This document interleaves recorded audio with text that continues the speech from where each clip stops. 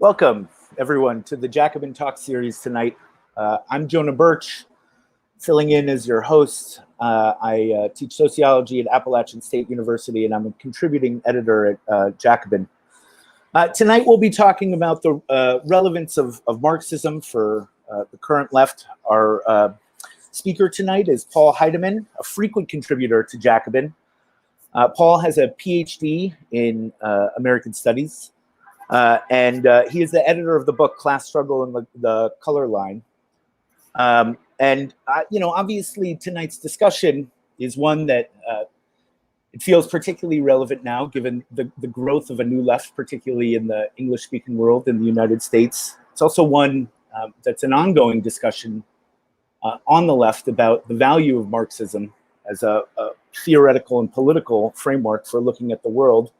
Over the last 50 years, particularly since the kind of decline of the new left in the 1970s, Marxism has been subjected to all kinds of critiques from critics on the left and liberal critics, and of course, opponents on the right. It's been called totalitarian, Eurocentric, reductive, insufficiently attentive to variation or difference or to culture and identity. And, obviously there are a lot of other theoretical frameworks that have emerged during this period, some more coherent than others, but which focus instead of on class and class struggle and the social relations that are the focus of Marxism, on things like culture or language or institutions, different kinds of institutions or ideas. And Paul is here to talk about the relevance of Marxism and why it's so important that as the left emerges, that it's a theoretical political tradition that people return to. So he's going to speak for about half an hour. Before he gets going, I just want to give two plugs. The Jacobin Talk series, obviously a political education series that done by sponsored by Jacobin Magazine. Tomorrow on the weekend show with Anna Kasparian and Nando Villa, they'll be talking with Lee Phillips about the COVID crisis and the limitations of the market in terms of developing a vaccine and dealing with the crisis. So that'll be tomorrow, the weekend show. And on Monday evening, Branko, I think it's Marketic, who's a wonderful writer for Jacobin and frequent contributor, is going to be talking about Kamala Harris. That should be a really valuable discussion. He's always worth reading and paying attention to. But for now, let me kick it to Paul, and he'll be speaking for about half an hour, and then we'll address some questions about his talk. All right, thanks, Jonah. So yeah, I wanna start where Jonah ended, with kind of the rise of a new socialist movement and the kind of extensive discussion of the politics of socialism that has happened throughout kind of the mainstream press in the United States. The New York Times now reports on what's happening in DSA, and there's discussions of who DSA is going to endorse all across the country. And so the rise of socialism is now kind of an accepted fact in American politics. But the place of Marxism within that, I think, remains obscure. And it has fallen largely to the paranoiac right to continue discussions of Marxism in the public sphere.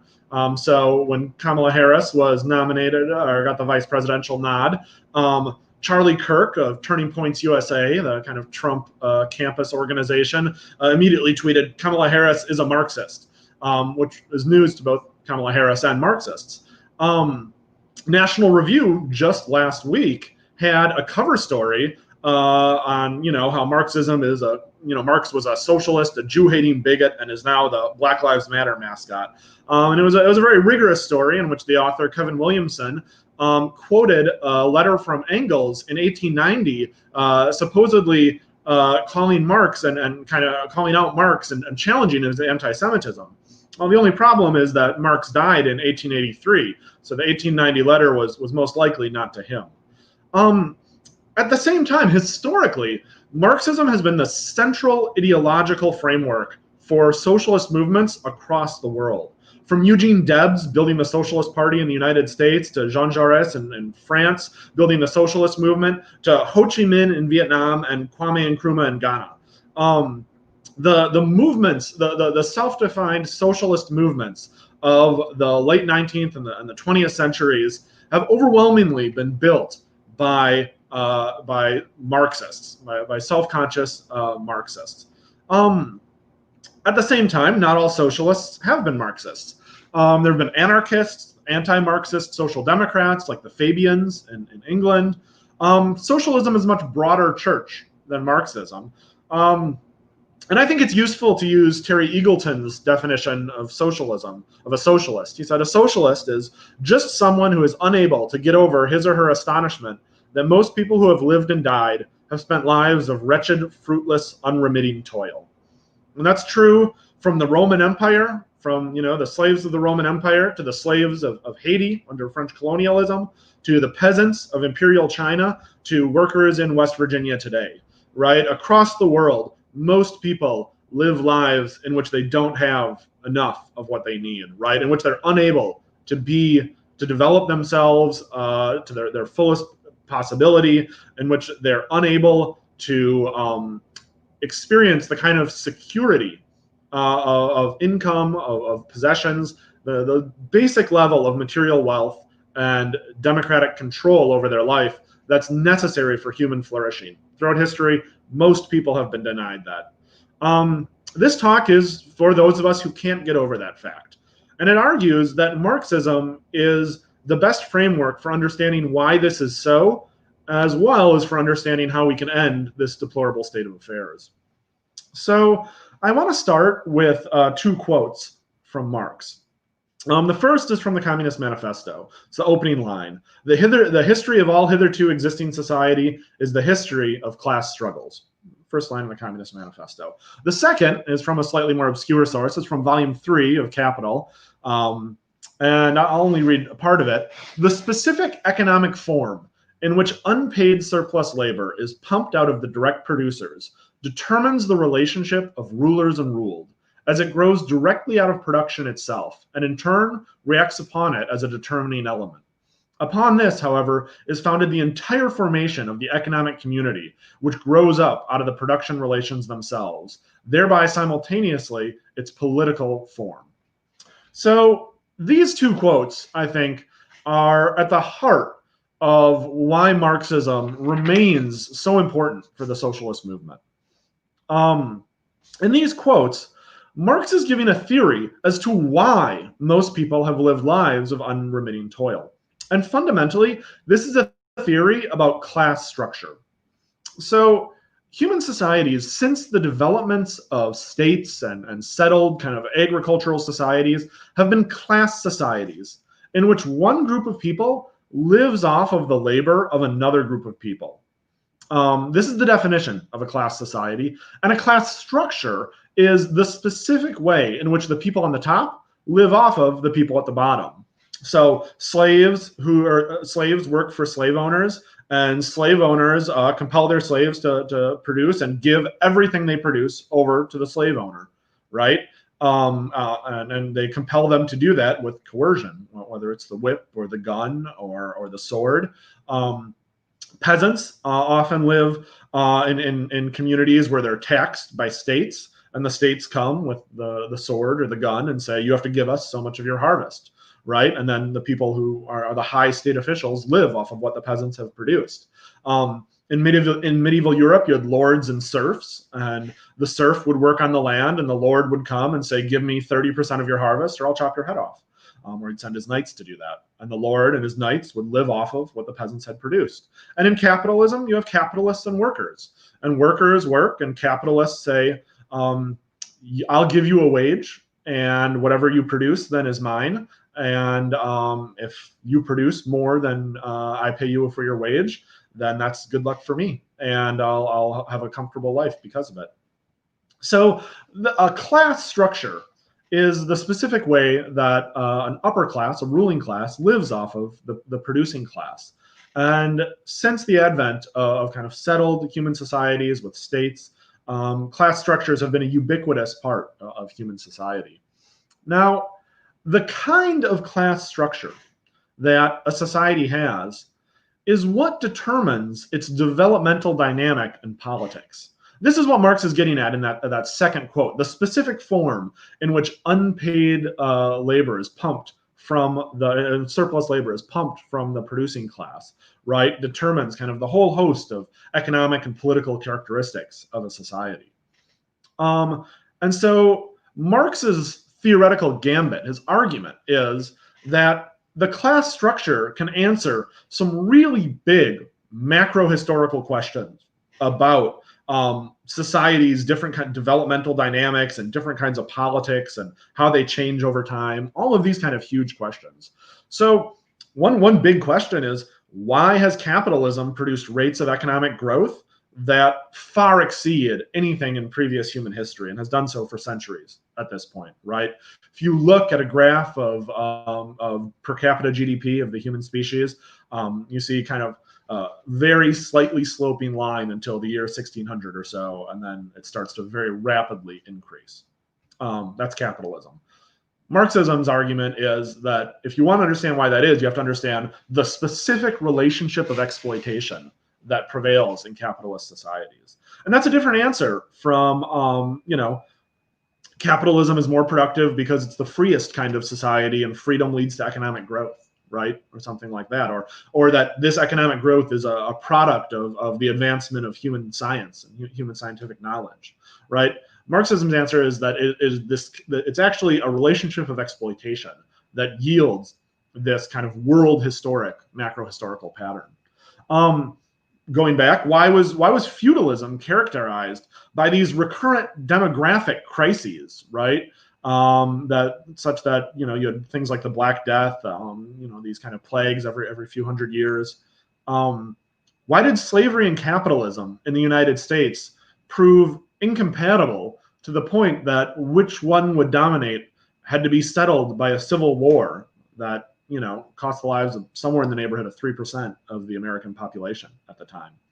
These are the kinds of questions that Marx thinks can be settled by looking at a class structure and by examining different societies' class structures. And this is his kind of fundamental theoretical argument.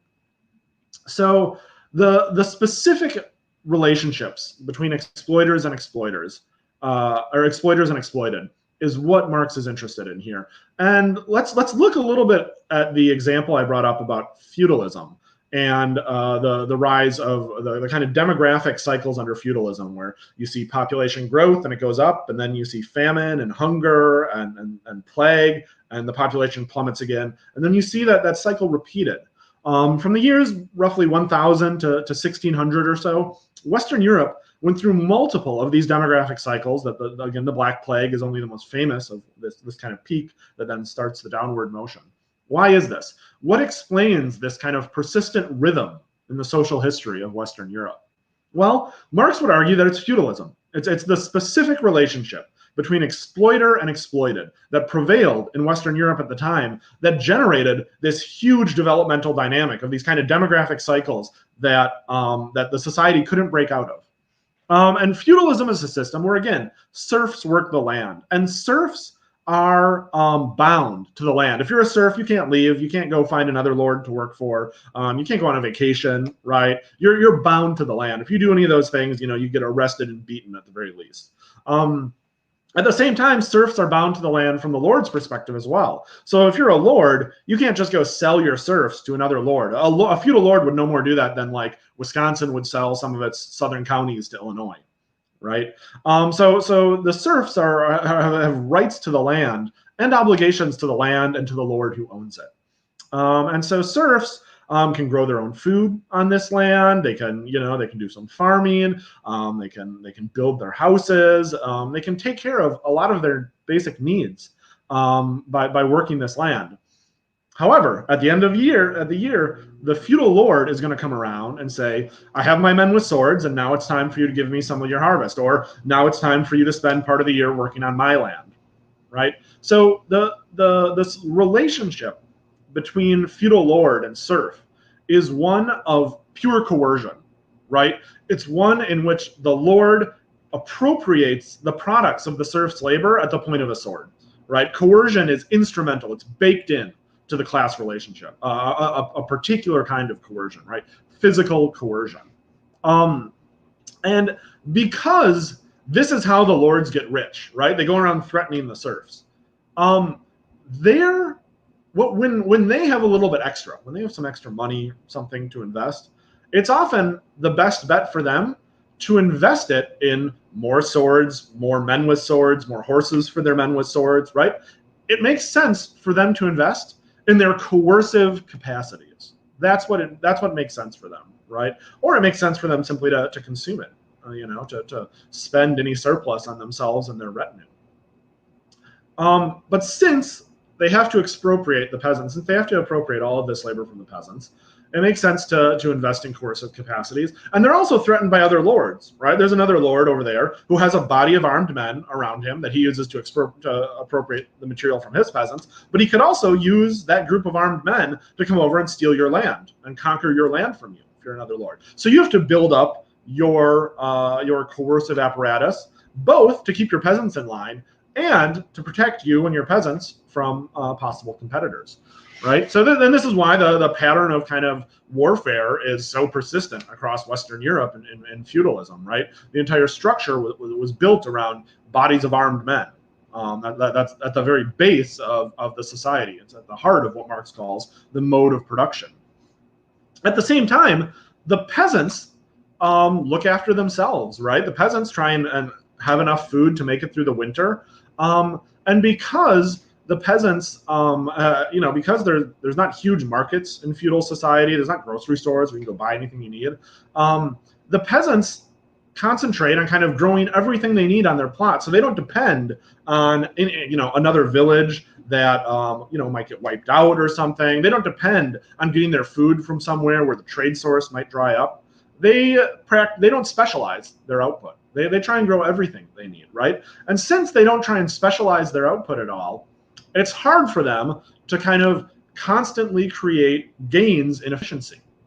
It's hard for them to constantly increase the productivity of their farmland.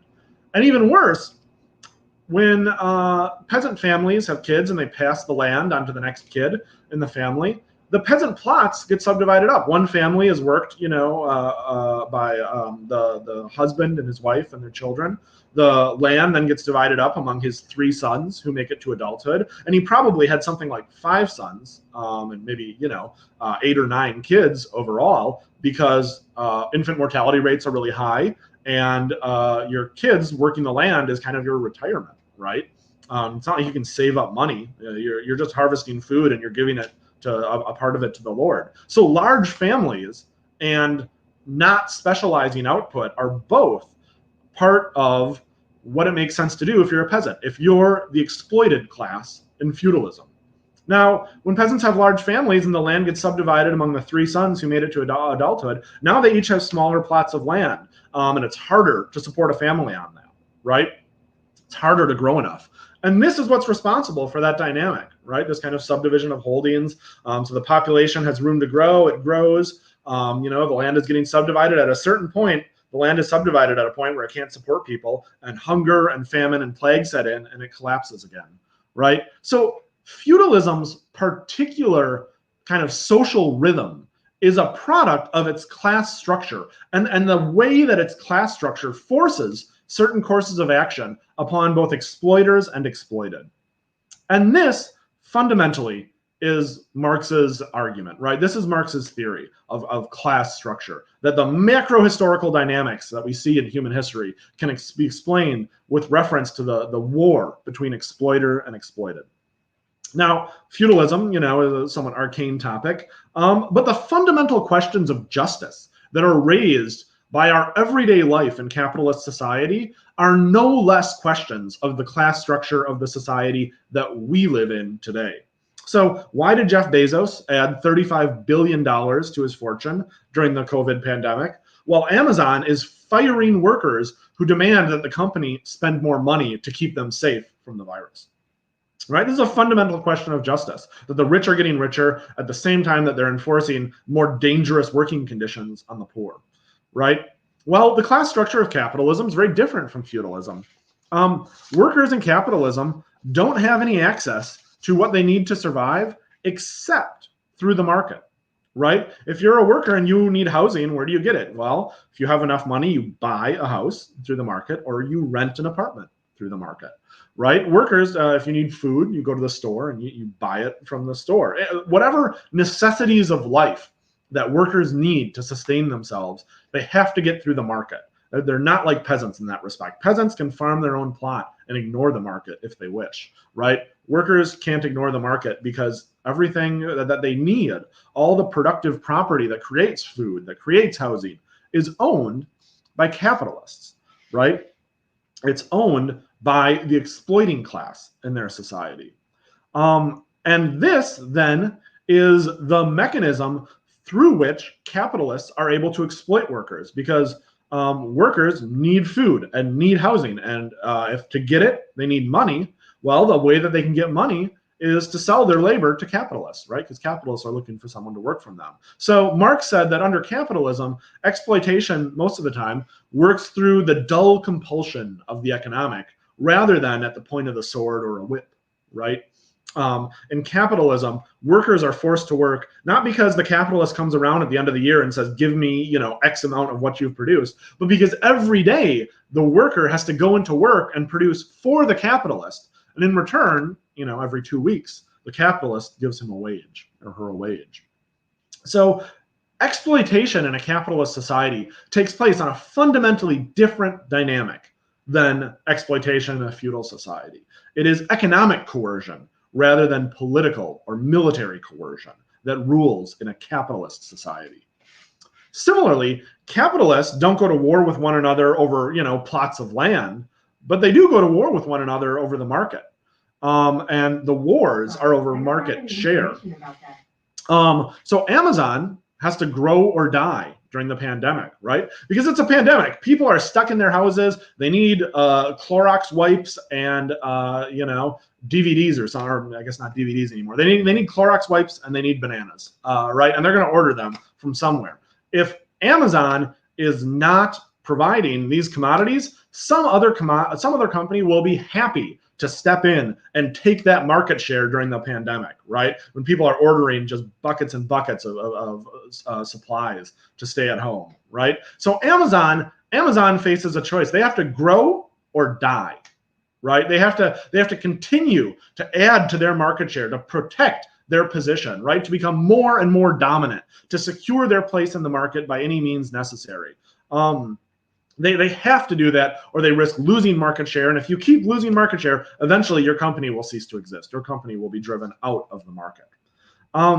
So that is the compulsion of capitalists. And that compulsion is what leads them to try and squeeze more and more and more out of workers, right? And it's what leads them to cheap out on providing necessary safety equipment for workers. And that's true whether it's a mine in West Virginia that the mine owners have, bought off the safety inspectors and said, this is perfectly safe. The workers will go in and workers die in a mining accident, or whether they're logistics workers in an Amazon hub, right? In both cases, because the firm needs to expand, needs to reinvest its profits in expanding production, in chasing rivals out of the market, because of that compulsion, the firm is driven to fundamentally attack its workers' standard of living. And that can be through safety regulations and safety practices and the way we've talked about. It can be through forcing longer and longer hours till people's bodies are breaking. It can be through cutting their pay or cutting their health insurance. All of those sound great to a capitalist. Workers working longer hours, losing their health insurance, not spending the money on safety. All of those are things that capitalists are in meetings every day thinking about. How can we do more of that? Because if we can cut this safety regulation, that'll shave this percent off our cost for the year and increase our profits by this percent, right? Capitalists are driven to that. So the problem is not that Jeff Bezos is very greedy, though of course he is. Jeff Bezos, he could give that $35 billion that he made away. He could sell that stock, give it to charity, give it to the poor. He has that choice. He should do that. He's morally obligated to do that by any reasonable theory of morality. But he's not going to do that.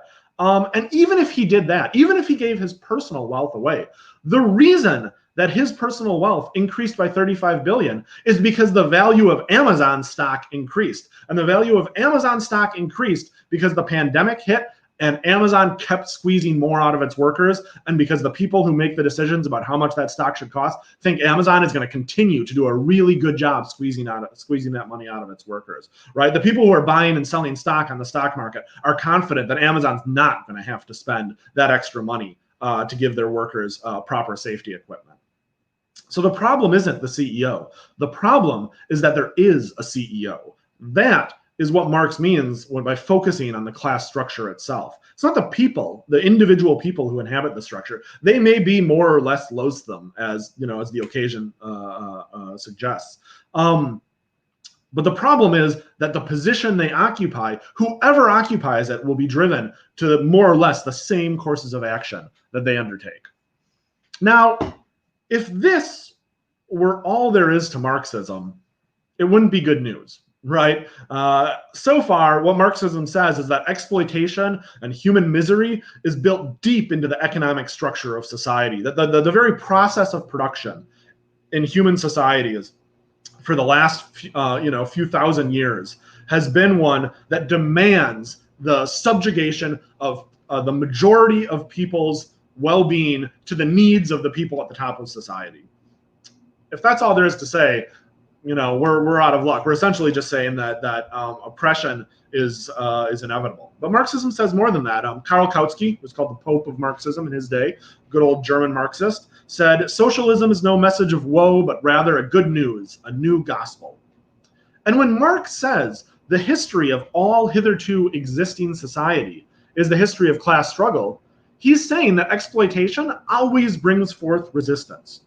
And here, Marx is assuming a very basic point about human nature, and that's that people can't be socialized to simply accept enslavement, right? No matter what kind of propaganda the rulers put out about how good the ruled have it, right? Whether it's in capitalist society, USA, world's highest standard of living, whether it's an ancient Roman society, being part of the Roman Empire, wherever it is, the ruling class has always had some reason why the people they exploit shouldn't rebel and why they should be grateful for the position that they have, right?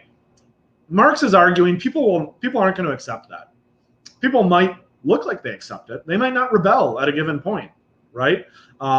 Slavery has marked many kinds of human societies, and slavery wouldn't have been a persistent structure of human society if every slave was always rebelling against it. Slaveholders really can torture their slaves and threaten them into at least acquiescence, at least passivity, right? At least they can force them to accept that there's no realistic alternative to the condition that they're currently in, and that trying to resist it will only bring death and torture, right?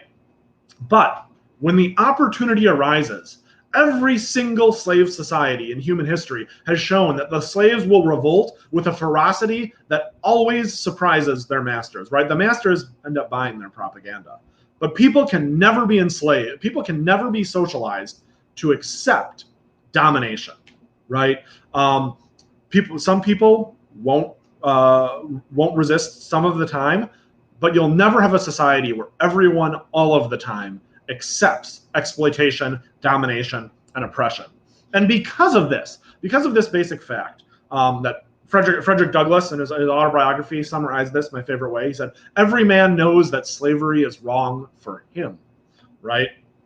It's a basic fact about humanity.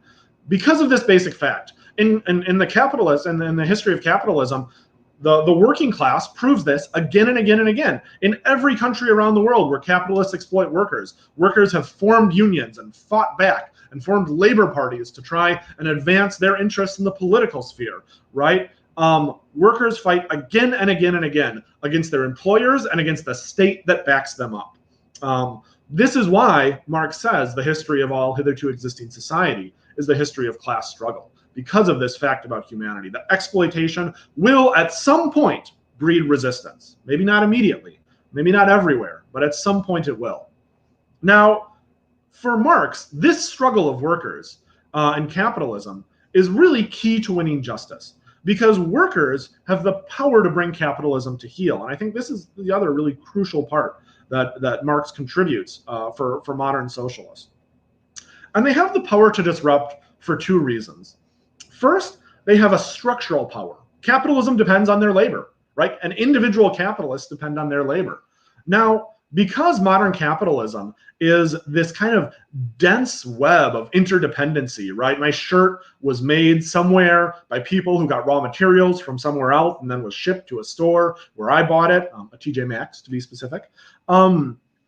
Because of this interdependency, workers going on strike for one capitalist can affect workers at can affect another capitalist, right? When the subway workers in Manhattan go on strike, as they did in 2005, the entire city has to grind to a halt, right? So depending where they are in this kind of web of interdependencies that constitutes the modern economy, workers have more or less structural power. When the dock workers on the West Coast went on strike a few years ago, the quarterly growth of GDP was changed, right? That's structural power.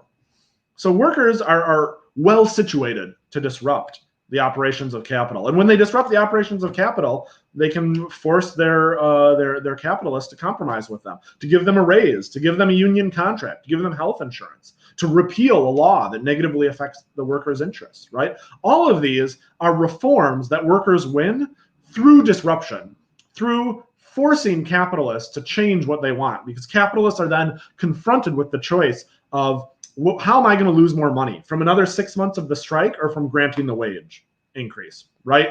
That's the question that struggle forces on capitalists again and again and again. Workers have the power to force that question.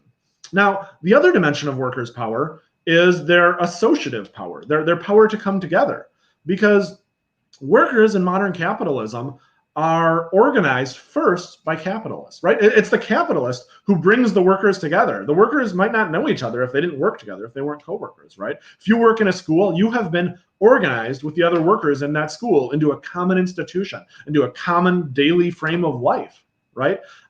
Union organizers say the boss is the best organizer, right? And because workers are brought together by capitalism, and then they're attacked by the same agent, by their boss, right? Capitalism is uniquely productive of workers' ability to come together and organize, which is very difficult in other forms of society, right? Peasants in feudal society rebel against their lords all the time. It's very hard for them to come together large scale, partially because of just geographic isolation. They live in villages that are far away from each other. There's less kind of information flowing between villages, things like that. Workers in modern society are concentrated in one location by their boss. I was just reading today that like the factory, the Foxconn factory in Shenzhen, their factory complex employs 400,000 workers, right? That's an army. That's an army of workers that are brought together by capitalists to be exploited. But, Marx says capitalism creates its own gravediggers. The workers of Shenzhen, right, are the potential gravediggers of capitalism. So capitalism, under capitalism, workers have structural power to shut down production and to disrupt and to negatively affect the interests of capitalists and other elites so that they're compelled to compromise with workers. And they have the power to organize, right? They have the power to act collectively in capitalism. So for Marx, working class struggle is the key to remedying the various kinds of injustice that capitalism forces on workers, and indeed all non-elites, all non-capitalists. Now, this is how reforms are won under capitalism, right? Reforms that improve people's lives, from the minimum wage to social security to the civil rights laws, right? These were won by disruption, and disruption that forced elites to compromise with movements. And workers can do that, in the economic sphere through union struggle. They can do it in the political sphere through electing candidates, right? Whose leverage, the leverage of candidates that workers elect is fundamentally dependent on the disruption that workers can bring to bear. right? Those two forms of power, the political and economic struggle under capitalism, are intertwined in all kinds of ways. Now, the history of all hitherto existing society is the history of class struggle. At the same time, it's obvious to anyone looking at American society that workers don't fight back all the time. And in fact, most of the time, they don't fight back, right? Most workers in the last decade have not gone on strike. The vast majority of workers have not gone on strike. And the class structure, the relationship between exploiter and exploited, is also what explains this fact.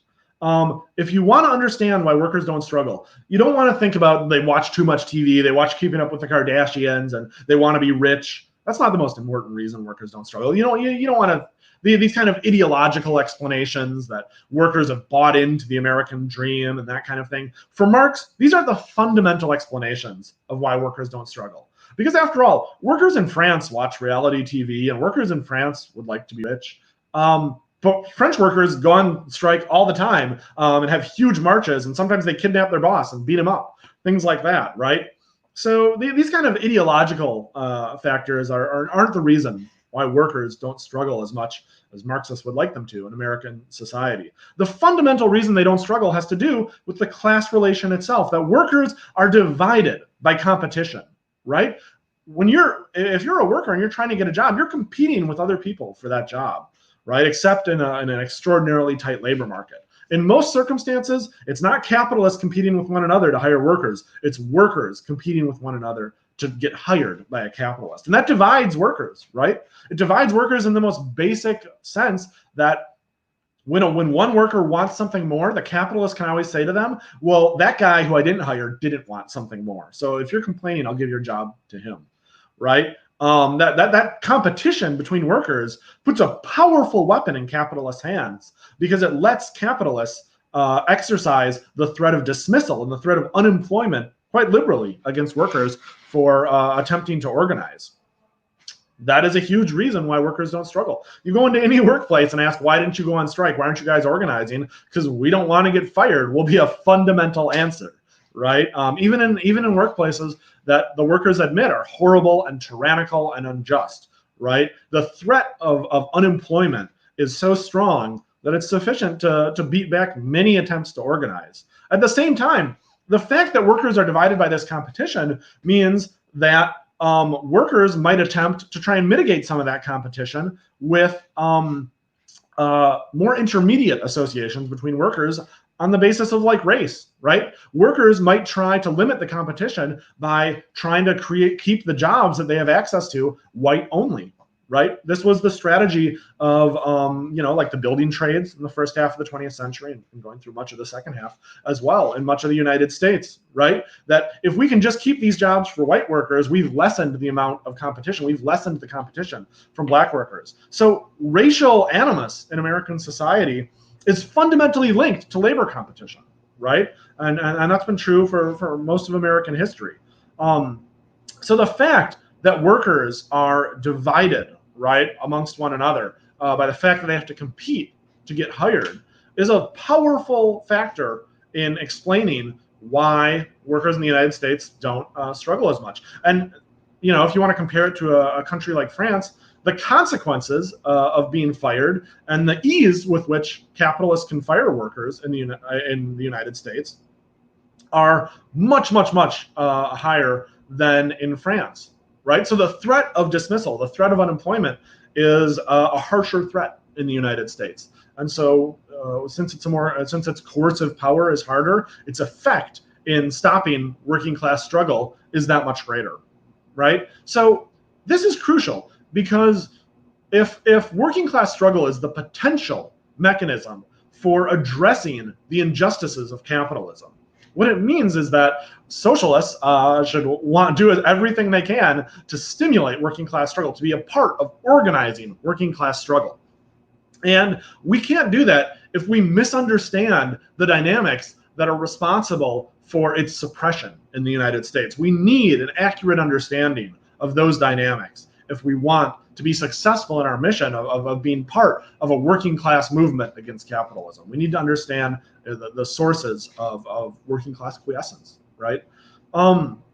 So to wrap up, socialism I think, is the ethical commitment to a world without needless inequality and suffering. Socialism is the inability to get over the fact that most people have lived lives of unremitting toil and frequent brutality.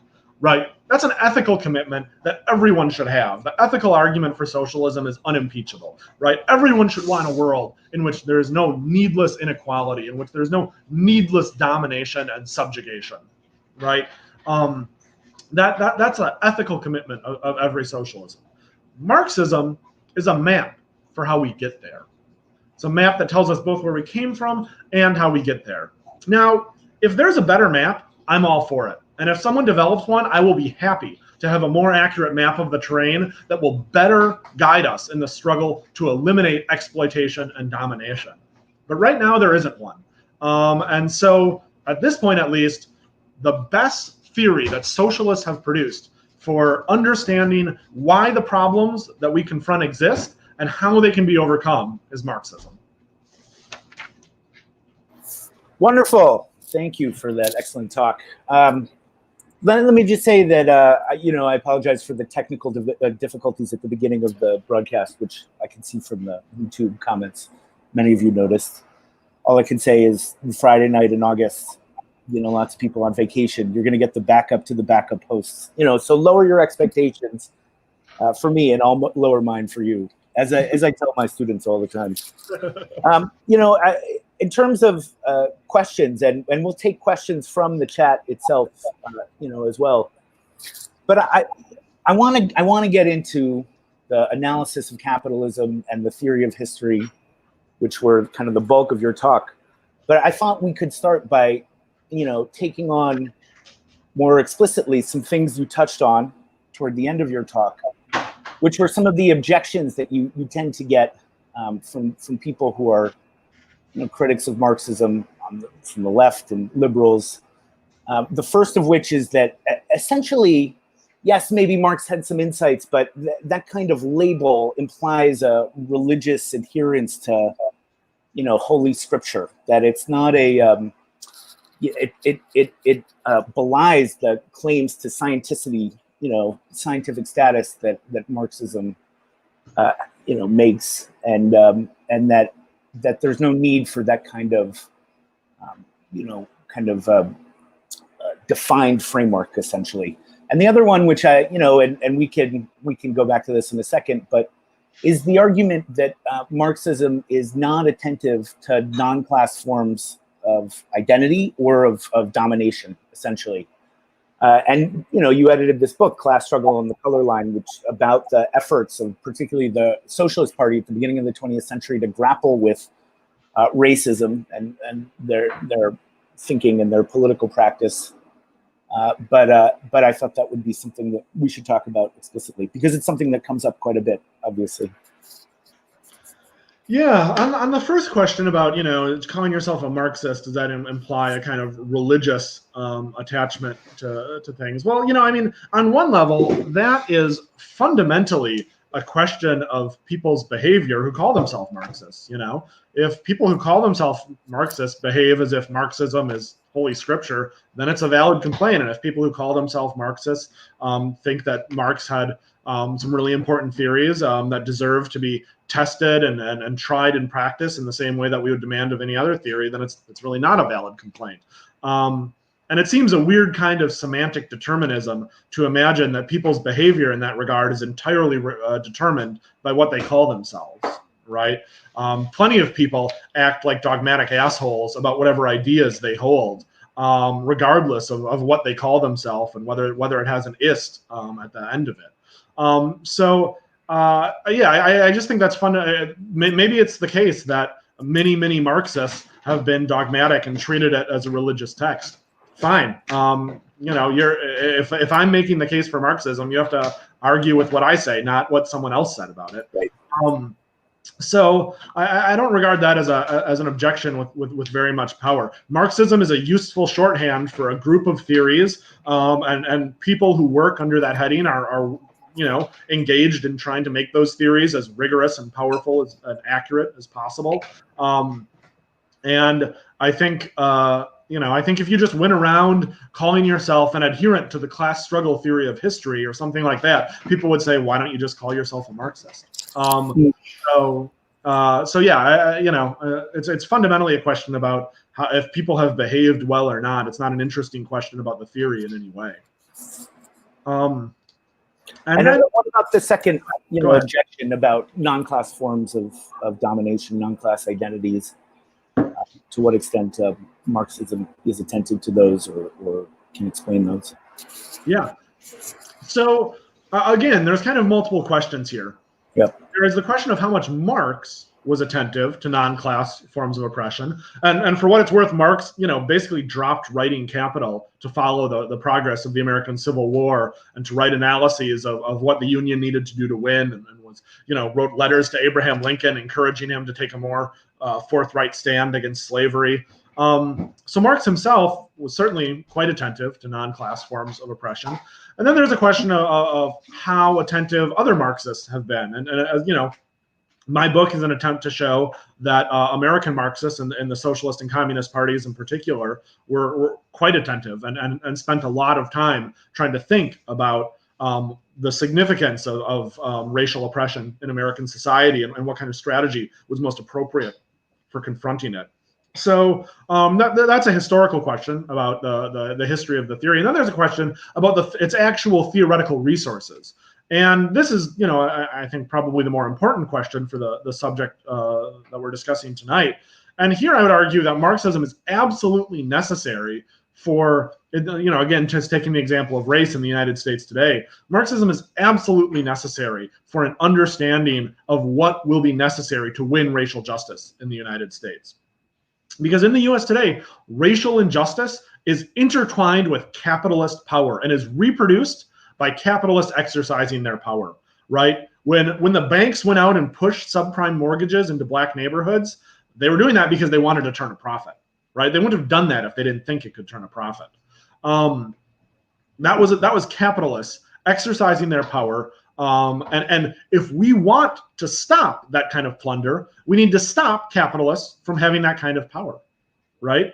If we want to stop environmental racism, we need to limit the ability of capitalists to choose that they're going to dump, like in North Carolina, right? It's a huge issue of capitalists, of agricultural capitalists dumping farm pollution in lagoons next to like black-owned farms and things like that. If we want to, that's a non-class form of oppression, right? The people who are suffering that are disproportionately black, and capitalists are looking for black neighborhoods that might be more disempowered politically as an easy target for this. If we want to stop it, we have to put fetters on capital. We have to enchain capital and stop capital from having the power to be able to do that.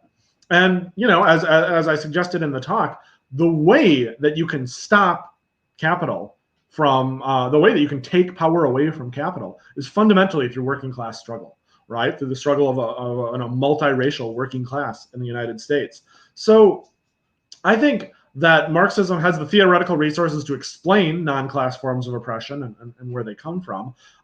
But perhaps more importantly, Marxism gives us a sense of what kind of strategy is going to be necessary to combat these patterns of non-class based oppression in the United States. And what is going to be necessary fundamentally in a capitalist society like ours is challenging the power of capital to rule over people's lives as it wishes. And how we challenge that is working class struggle.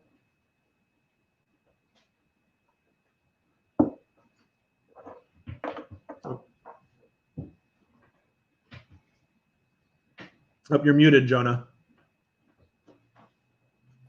Once again, lower your expectations. So, your talk made an argument about I would say the compulsions of capitalism and the way that they force both business owners and workers to act, right? That there are certain rules you have to follow because of the way the system is set up and your place in it. I think that there is a really common argument that you hear, particularly from people on sort of more of the liberal end of the political spectrum, that the issue is not so much capitalism itself, but kind of the greed or immorality of the people who run it. And they'll say, yeah, there's a lot of terrible corporations out there. Walmart doesn't pay its workers very much money and exploits people. But the problem is one of ethics, really. And if you had more ethical, or less just purely self-interested business owners with more of a sense of community, that you could have a kind of different kind of capitalism. And I think often people will reference it's sort of in some ways very mythical but partly real golden age after World War II, when living standards were rising and wages were going up, people were more likely to have healthcare, really across the developed capitalist world. But I wonder what you would say about that argument, and if there's how to take it on. Yeah, well, the example of the post-war period when productivity and wages actually rose together for a period, in which the living standards of American workers increased very rapidly, of course unevenly across different groups, but rapidly nonetheless. It's a really good example for examining this, because why did that happen? Were CEOs in the 1950s more moral than today? If you watch Mad Men, you probably doubt that, right? That businessmen then were more moral than today. Was it because, sometimes people talk about there was a social contract. There was a social contract then, and this capitalist in the 80s broke that social contract, right? That's like, that's a very common line of critique. Well, let's say that's true, and there was a social contract. Why was there a social contract in the 50s, and why did capitalists break it in the 1980s? Both of those questions have to do with working class struggle, right? Both of those questions have to do with the power of workers in the 1950s, coming out of the 30s and 40s, to impose a certain settlement on capital, a certain set of compromises on capital, essentially. Workers were able to strike and to win wage increases, union recognition, certain kinds of laws that benefited workers. All of that is what underpinned the rise of living standards in the 50s and 60s in the United States. It was won by working class struggle. And, in the United States, union density started decreasing in the 1950s, which is a good sign that capitalists didn't accept a social contract, right? They began moving their factories to the non-union South, trying to bust unions wherever they could. That began in the 1950s. That didn't begin in the 1980s. And they were successful enough, and the unions, there's a whole story there about why American union kind of develop conservative posture in the 1960s and were totally unable to push any kind of offensive. When working class struggle died down to the point in the 1970s that when an economic crisis hit and capital had to decide, or capital tried to force it to be solved on their terms, not workers' terms, they were able to win that, right? They were able to stop any kind of reforms that would have helped workers, like guaranteed full employment, things like that. They were able to install their man, Paul Volcker, in the Federal Reserve, and he hiked up interest rates and caused massive unemployment. And when unemployment went up, workers stopped asking for more wages, right? The crisis was settled on capital's terms. So it's class struggle in both cases that explains why there was a so-called golden age and why it ended. The ethics of CEOs may very well have gone down since the 1950s, but they've gone down because there's not a fighting working class forcing CEOs to behave in a more ethical fashion. Great, yeah. There's another question here that I think is really relevant and useful for us to think about, which your talk really focused on the impact of market dependence on workers and the way that creates this kind of like systematic subordination of workers to their bosses, and also forces them to compete with one another for jobs or resources, and can lay the basis for divisions within the working class. And there's a question here about how to is it possible to overcome those divisions on a global scale? Like, we can think just within the United States, it's difficult enough to build up working class solidarity and and to sustain it over time on a mass scale. To think about that as a truly global project between the example here is workers in the United States and workers in China, where the divisions are so deep, and they're so deeply rooted in the institutions of global capitalism and the competition that engenders.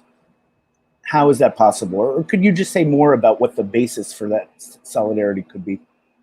Yeah, I mean, I think there's an objective basis for that solidarity, and that the ability of capitalists to move to a low-wage location is what gives them an effective threat against higher-wage unionized workers in the global north, right? So when we can eliminate that and say that, you know, if workers in China or Vietnam or Indonesia or any of these kind of low-wage havens have unionized and raised wages, that takes a weapon out of the hands of capital, right? That takes that weapon out, because now it's not as much of a benefit for capital to move to Indonesia. Moving to Indonesia, you know, moving production to Indonesia is very, very difficult. You know, capitalists need to be able to assure that they have good relations with the government, that they have proper supply networks, that they have workers with the right skills.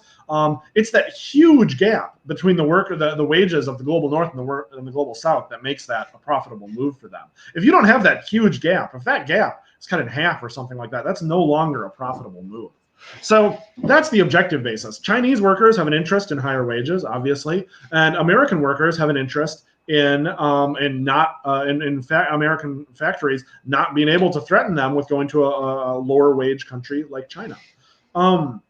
So, and I think, you know, there's also right now, you know, in the age of ecological catastrophe, it's not going to be enough that the American ruling class is brought to heel. The Chinese ruling class needs to be brought to heel too, because they're also pumping massive amounts of carbon into the air. And the American ruling class is not going to, or the American working class, the American ruling class certainly, neither the American ruling class or the American working class is going to bring the Chinese ruling class to heel. Only the Chinese working class can do that. And so we need connections between the working classes of the entire world, because we need every capitalist country to move away from carbon yesterday. And that's something that can only be accomplished by their working classes. So that's the need. Then there's a question of whether it's possible, right? That's the objective kind of foundation of interest. And I think it is. American workers have been immensely internationalist at different moments, right? In the 1940s, the Union of Public Workers in New York, which was led by communists, and was organized like workers, like social workers in the Department of Welfare and clerks and things like that. They organized alongside of workers at the Panama Canal, who were, you know, had this horrible racially discriminatory wage system and things. The United Public Workers were working with the workers of the Panama Canal. Now, you know, this is the 1940s, right? They couldn't call them up, they couldn't email them. Doing any kind of coordination between the Panama Canal and New York City was incredibly difficult. But because those workers had an internationalist consciousness, they figured out a way to do it. And so I think in today's world, you know, where communication across barriers is so much easier, the question is really whether we have a working class that is organized and combative and militant enough to see its goal as standing with workers anywhere. You know, like the communist movement around the world in the 1930s and 1940s. Was very oriented on the workers of South Africa, the black working class of South Africa, and what they would be able to accomplish in their struggle against apartheid, right? And the movement worked to build links between, you know, unions in New York City or in Milan and unions in apartheid South Africa. So that kind of internationalism is not foreign at all to the history of the workers' movement. It's something that's quite rare today as the workers' movement, somewhere like the United States, is really on the back foot. But it's been achieved at times when communication and exchange between workers was far, far more difficult than it is today. And that tells us that it's a political question of how organized the class is, not a structural question of kind of the nature of capitalism or the nature of divisions between countries today. And just to return to the China example, I think that's why it's so important in the United States that the left take a very hard line against the kind of China-phobia that's being promoted by both the Democratic Party and the Republican Party right now, who are kind of in a picking contest over who's harder on China, right? Our argument is, we have nothing in common with the rulers of China, but we have everything in common with the working class of China, and the United States ruling class certainly wants nothing good for the workers of China. Yeah, So, and there's a question here about when you talk about working class struggle, can you be specific or more concrete about what you mean, and what that would look like? And what I would take away from some of the things that you said is that you're not just talking about strikes or stopping production or even just organizing in the workplace, although clearly that's a central arena of struggle, a place where workers can organize and mobilize power. But you're talking about something bigger, about political organization and developing a political outlook and consciousness and strategy, and using that to win reforms and then to challenge the foundations of ruling class power in this country. And just in terms of the types of reforms, that people should be thinking about, and there's a big question here about political organization, which may be beyond the scope of this talk, but I wonder to what extent you think at times in the 20th century, the development of more larger, more generous welfare states in parts of the developed capitalist world lay a basis, at least on a local, on a narrower level, for working class solidarity, and what kinds of welfare programs should people be thinking about? And clearly, I say that because the focus of your argument with, in Marxism is so much about the way in which this dependence on the market really limits people's power, right? And their freedom, their power and their freedom, both their ability to make decisions for themselves and their ability to organize to win, the things they want, the things they need together. So to what extent is the welfare state a solution to that, and what would that look like? Yeah, so I'll say that I think I'm a big believer in what people have called the democratic class struggle, which is the class struggle inside the state to elect socialists into positions of power. And I think that's important for two reasons. One, there's the obvious reason of you want to pass policy and you need people who agree with you to propose and pass policy. But two is that the work of trying to achieve socialist political representation is part of what organizes the working class into a class that says, the people who go campaigning saying we want government for workers, not for capitalists. We want people in Congress who serve the interests of the working class, not the capitalists. That's what helps build. That's one thing that helps build working class consciousness. And so when I talk about, I think the democratic class struggle is a part of the class struggle, and most socialists have agreed. And so, some things that were won by the democratic class struggle and the class struggle more broadly were the welfare state. And, to use an example that's near and dear to our hearts here at Jacobin, Sweden in the 20th century won a whole series of policies that institutionalized working class power in ways that set the stage for working class long-term dominance of politics. One thing that was really famous in Sweden was the solidarity wage policy. And the solidarity wage policy was essentially unions negotiating to raise the floor of the wage distribution so that the lowest paid workers would be paid much more than they would have been otherwise, and the highest paid workers would be paid much less. Essentially the highest paid workers would agree to give up the high wages that they would have been able to command on the open market, if in exchange for the kind of institutionalization of working class protection and working class solidarity. Now, the reason that a narrower gap between the top and the bottom of the wage distribution, and here, remember, I'm not talking about the gap between capitalists and workers. I'm talking about the gap between a McDonald's worker, let's say, and a unionized airline pilot. Right, that's a huge gap in the United States. That takes you from maybe $20,000 a year to easily $150,000 a year, $200,000 a year. Right, huge gap in conditions of living between those. In Sweden, the solidarity wage policy narrowed that gap so that the people at the 90th percentile were only making 2 or 3 times more than the people at the 10th percentile in terms of their wages, their yearly income. Now, that is a huge deal, both because it means that the people at the bottom are getting paid a lot more, and those people have better lives. They're able to be more free because they're able to get more, because they're less insecure. All of that's really important. It also reproduces solidarity within the working class, because the conditions of life among workers are not so different, right? When some workers are able to live in gated communities and others are stuffed into overcrowded basement apartments, that is inhibitive of solidarity, right? I mean, in the United States, that some workers have mortgages and some don't, means that there's a divide in the working class over interests about like the mortgage interest tax deduction and things like that, right? And housing policy. So the more that workers are able to win reforms that compress the distribution of wages, the more they're able to reproduce political solidarity within the working class, because their conditions of life are more similar to one another, and the welfare kind of institutionally is linked to one another's. And you can talk about all kinds of different policies. You can talk about the way that, for example, universal health care in somewhere like the UK, where they have the NHS, means that if you go out on strike, the employer can't cut off your health insurance, right? That's a tremendous weapon in the hands of the working class. In the United States, it's a tremendous weapon in the hands of the ruling class. The ruling class can say, well, we're not paying your health insurance anymore if you're on strike. So I think these kind of reforms and the struggle for these kind of reforms are crucial for forging a working class that's able to take on bigger and bigger questions until we get to the question of getting rid of capitalism itself.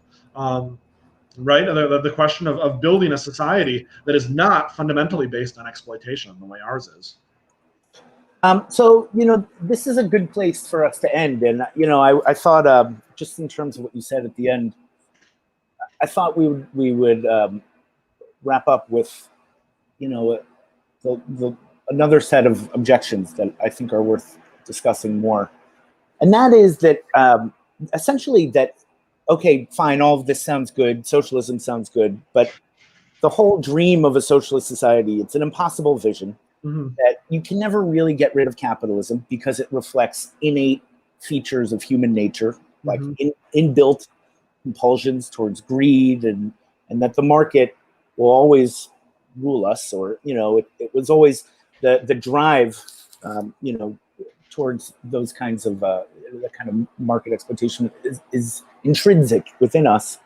And the other half of it is that if you do try and get rid of capitalism, you're inevitably going to end up with some form of authoritarian dictatorship. And obviously the association between Marxism and real existing socialism, and say in the Soviet Union or under China, is a really complex discussion that goes probably beyond the scope of this talk. But I thought it would be good for you to end by addressing those arguments, right? Which are definitely, they're out there.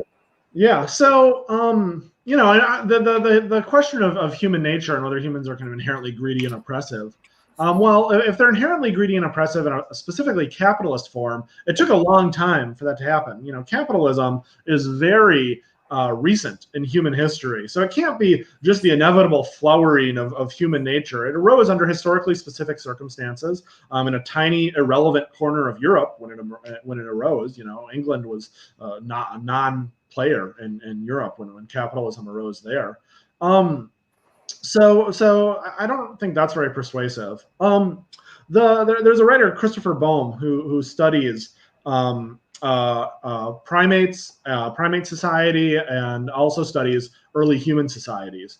And Bohm argues that the egalitarianism that characterizes early human societies, most of human history, in fact, which very low level of status differentiation, certainly not one class living off the labor of another class. Bohm says the way that was achieved and reproduced throughout, again, the majority of human history was indeed a hierarchy. It was a hierarchy of the weak against the strong. It was a hierarchy in which the majority of people in a society got together and forced people who might otherwise try and take over. People who were maybe, smooth talkers, or were physically strong, or had some other characteristic that might allow them to dominate others. There was a hierarchy against them. And there were all kinds of cultural practices that served to suppress the emergence of durable hierarchies in those societies, including, shunning and ultimately expulsion, right? And in early human society, being expelled from your group means starving to death, right? That's what we need to recreate today. We need to recreate a hierarchy of the weak against the strong. We need to create a hierarchy of the powerless against the powerful. That's what building socialism is. Building socialism is reinstating the moral order that reigned for the majority of human history and has been disrupted by class society. And it's rebuilding it at a higher level, at a moment of technological productivity, when there's enough to make sure that nobody starves, everyone has enough that they need, that human knowledge can continue to grow, and our understanding of science, the universe, and ourselves. That's what socialism is. And so I think socialism is about restoring human nature, right?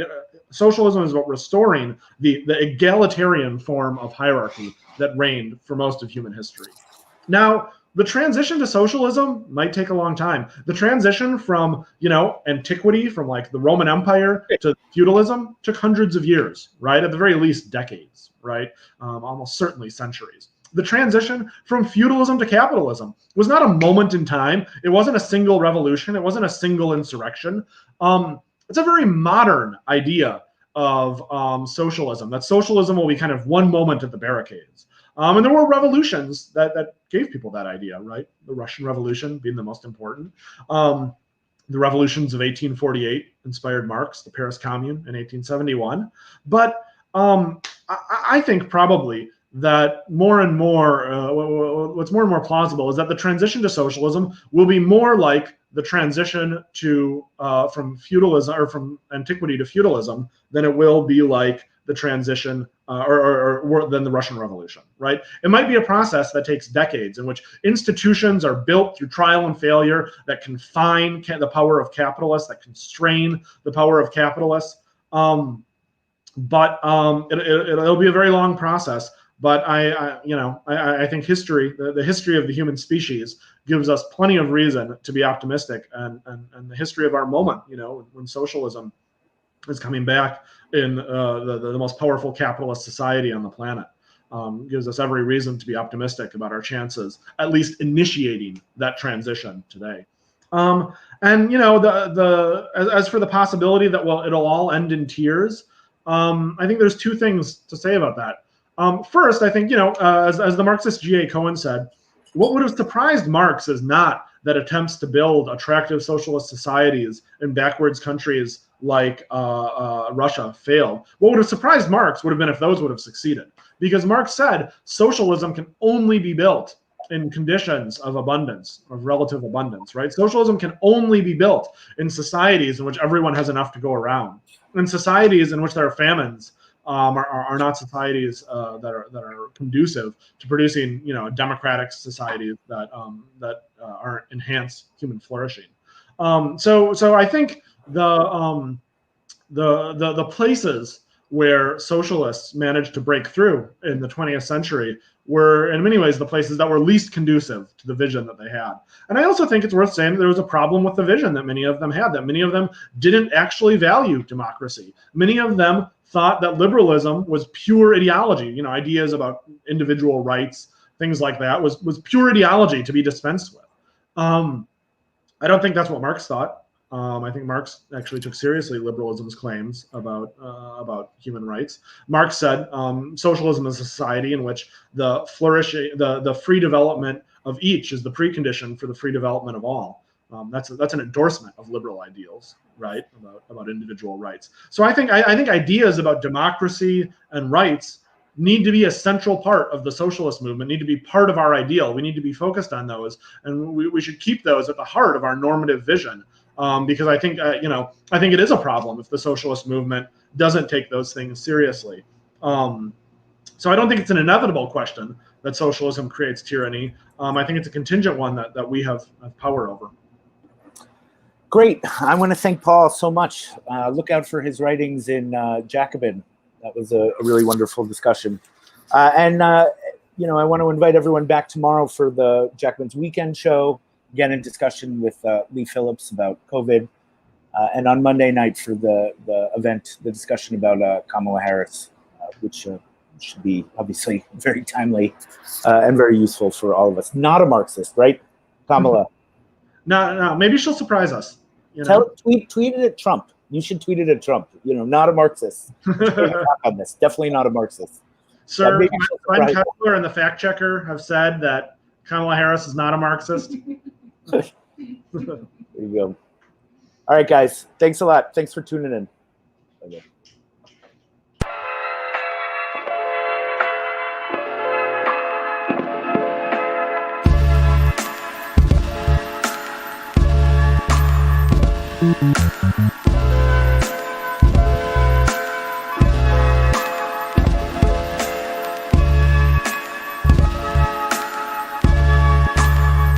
Thank you.